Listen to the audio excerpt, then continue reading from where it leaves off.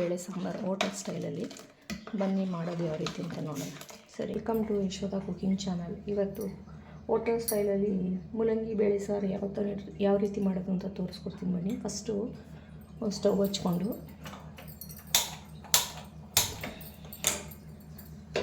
ಕುಕ್ಕರಲ್ಲಿ ನೀರು ಇಟ್ಕೊಳ್ಳೋಣ.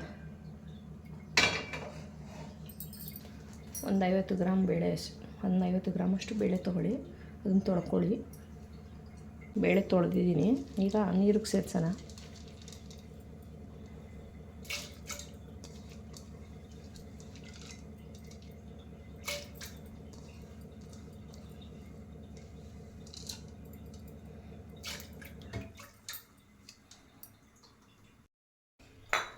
ಇದಕ್ಕೊಂದು ಸ್ವಲ್ಪ ಎಣ್ಣೆ ಹಾಕೋಣ.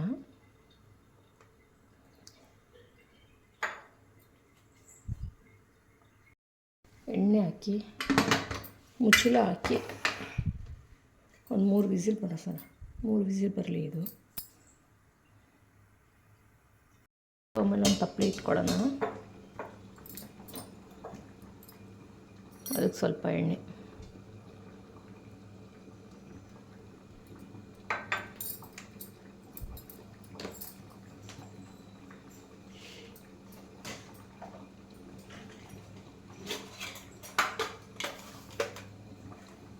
ಸ್ವಲ್ಪ ಸಾಸಿವೆ,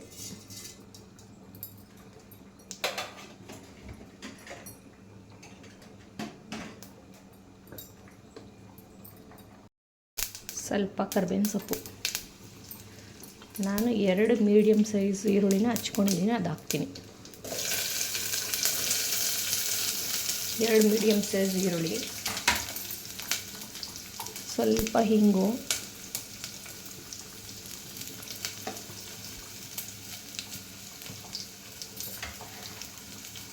ನಾನು ಮಾಮೂಲಿ ಈರುಳ್ಳಿ ತೊಗೊಂಡಿದ್ದೀನಿ.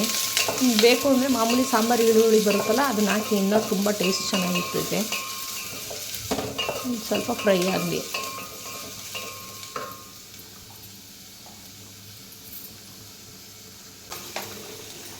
ಇದಕ್ಕೆ ಮೀಡಿಯಮ್ ಸೈಜ್ ಒಂದು ಟೊಮೊಟೊ ಹಚ್ಚಿದ್ದೀನಿ, ಅದನ್ನು ಹಾಕ್ತೀನಿ.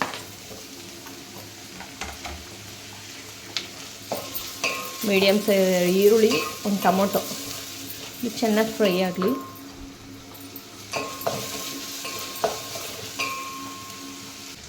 ಒಂದು 4 ಮೂಲಂಗಿ ಹಚ್ಚಿಟ್ಕೊಂಡಿದ್ದೆ, ಅದನ್ನು ಹಾಕ್ತೀನಿ. 4 ಮೂಲಂಗಿ. ಇದನ್ನು ಹಂಗೆ ಅದರಲ್ಲೇ ಹುರ್ಕೊಳ್ಳೋಣ, ನೀಟಾಗಿ ಫ್ರೈ ಮಾಡೋಣ.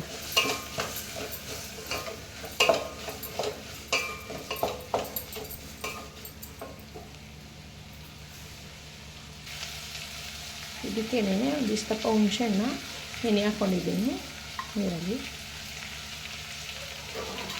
ಇದಕ್ಕೇನೆ ಹುಣಸೆಹಣ್ಣು ನೆನೆಸ್ಕೊಂಡಿದ್ನಲ್ಲ, ಅದು ನೀರು ಹಾಕ್ತೀನಿ.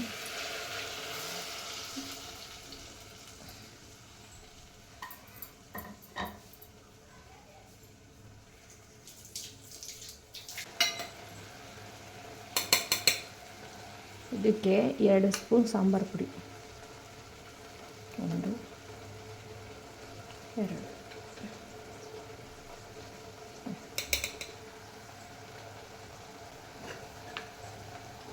ಹಂಗೆ ಅಚ್ಚ ಖಾರದ ಪುಡಿ, ಒಂದು ಅರ್ಧ ಸ್ಪೂನ್.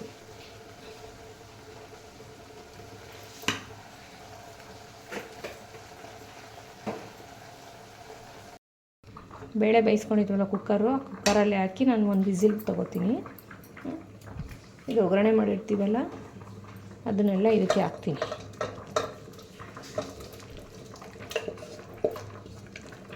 ಯಾಕೆ ಅಂದರೆ ಟೈಮ್ ಆಗಿರುತ್ತಲ್ಲ ಕೆಲ್ಸಕ್ಕೆ ಹೋಗೋಕ್ಕೆ, ಅದಕ್ಕೋಸ್ಕರ ಬೇಗ ಆಗಲಿ ಅಂತ ಅಷ್ಟೇ. ಇಲ್ಲಾಂದರೆ ತಪ್ಪಲೆಯೇ ಬೇಯಿಸ್ಬೋದು. ನಂಗೆ ಟೈಮ್ ಇಲ್ಲ ಅನ್ನೋ ಉದ್ದೇಶಕ್ಕೆ ಈ ಥರ ಮಾಡ್ತಾಯಿದ್ದೀನಿ. ಸರಿನಾ? ನಿಮ್ಗೆ ಟೈಮ್ ಇದ್ದರೆ ಇದರಲ್ಲೇ ಬೇಯಿಸ್ಕೊಂಡು ಬೇಳೆ ಬೇಯಿಸಿರ್ತೀವಲ್ಲ, ಆ ನೀರನ್ನ ಇದಕ್ಕೆ ಹಾಕೋಬೋದು.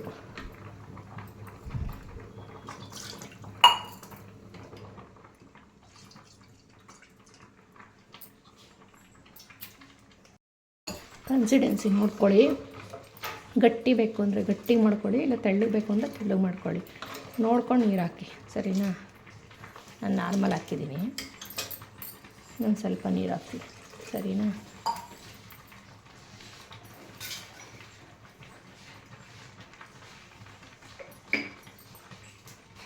ಇದಕ್ಕೇನೆ ರುಚಿಗೆ ತಕ್ಕಷ್ಟು ಉಪ್ಪು,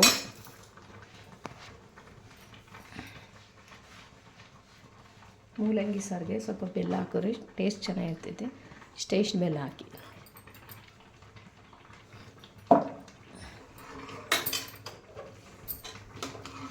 ತೆಗೆದಿದ್ದೀನಿ. ಸಾಂಬಾರು